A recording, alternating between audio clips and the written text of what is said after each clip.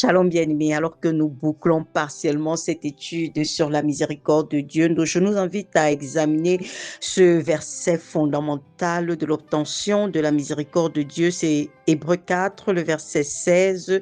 Approchons-nous donc avec assurance du trône de la grâce, afin d'obtenir miséricorde et de trouver grâce pour être secourus dans nos besoins. Vous voyez qu'ici, on met l'accent sur l'attitude avec laquelle tu dois t'approcher de Dieu. Approche-toi de Dieu avec assurance. Approche-toi de Dieu avec foi. Approche-toi de Dieu avec confiance. Confiance de ce qu'il te veut absolument du bien. C'est pour ça que c'est capital de grandir chaque jour dans la connaissance de ton Dieu bien-aimé, parce que si tu n'es pas convaincu de l'amour de Dieu pour toi, ce Dieu-là qui te veut inconditionnellement du bien, ce Dieu qui dans son oui ou dans son non recherche d'abord ton bien, n'est-ce pas? Tu dois être convaincu de ça, tu dois être convaincu de sa fidélité, tu dois être conscient de ce que Dieu n'est pas un homme et qu'il est celui-là qui respecte toujours ses engagements.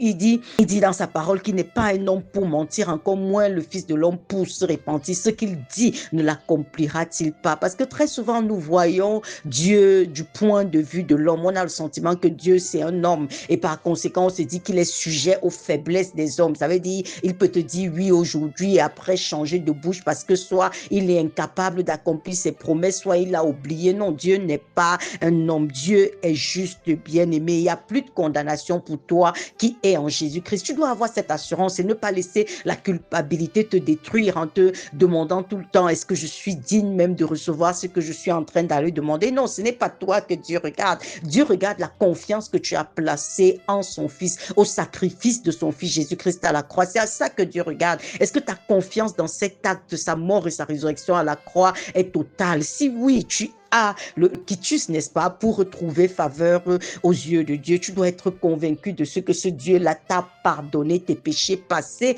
présents et à venir. Tu dois être convaincu même de la sagesse de Dieu qui a les données que toi, tu n'as pas, n'est-ce pas? Dieu est sage, bien-aimé. C'est pour ça que tu dois lui faire confiance pour les choix de vie qu'il fait pour toi, parce qu'il le connaît le lendemain que toi, tu ne connais pas.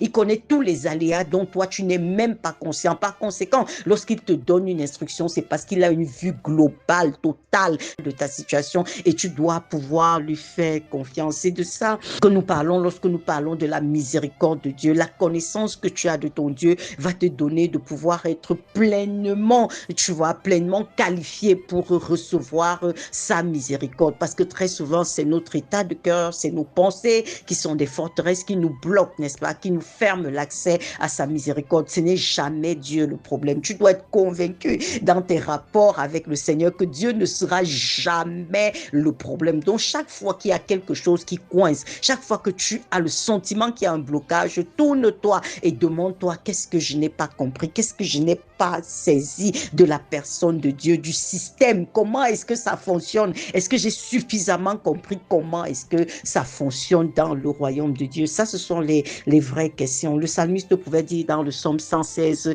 j'aime l'Éternel car il entend la voix de mes supplications. Tu dois être convaincu de ce que l'oreille de Dieu est toujours attentive, n'est-ce pas, à la voix de tes supplications. Dieu t'aime, bien-aimé. Dieu recherche ton bien au-delà de toutes choses. Dans toutes ses décisions, c'est ton bien que Dieu recherche. Et par conséquent, tu dois être conscient de ça.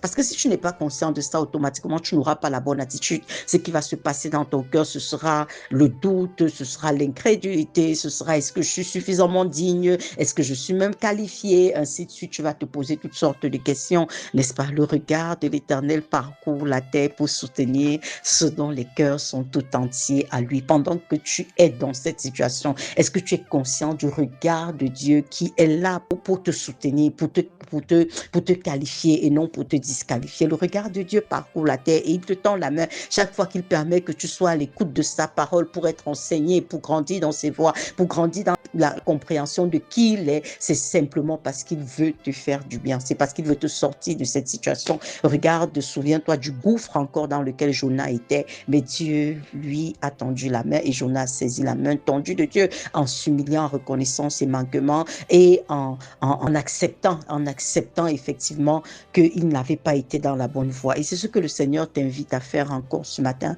alors que nous concluons partiellement cette étude. Dieu t'invite à pouvoir te repositionner et tu te repositionnes toujours par rapport à la parole de Dieu. Bien-aimé, la parole de Dieu est ce que Dieu nous a donné de précieux, vraiment précieux, parce que c'est cette parole qui te remet dans la vérité, n'est-ce pas, qui t'éclaire, qui trace le chemin au-devant de toi. Alors tu dois travailler à comprendre combien grand est l'amour de Dieu pour toi, combien est-ce que cet amour transcende tes faiblesses, tes manquements, et tu dois saisir la compassion de Dieu. Tu dois mettre ta confiance de façon absolue. Tu dois t'approcher de Dieu avec cette assurance dans ton cœur. Père, je suis venu vers celui qui me veut du bien, plus que mon conjoint, plus que mon enfant, plus que mon parent, plus que toute autre personne. Mon Dieu est celui qui te veut du bien, bien-aimé. Cette vérité doit être ancrée et enracinée en toi, parce que ce n'est qu'à ce prix-là, effectivement, que tu vas pouvoir bénéficier de toutes ces largesses. Shalom, bien-aimé.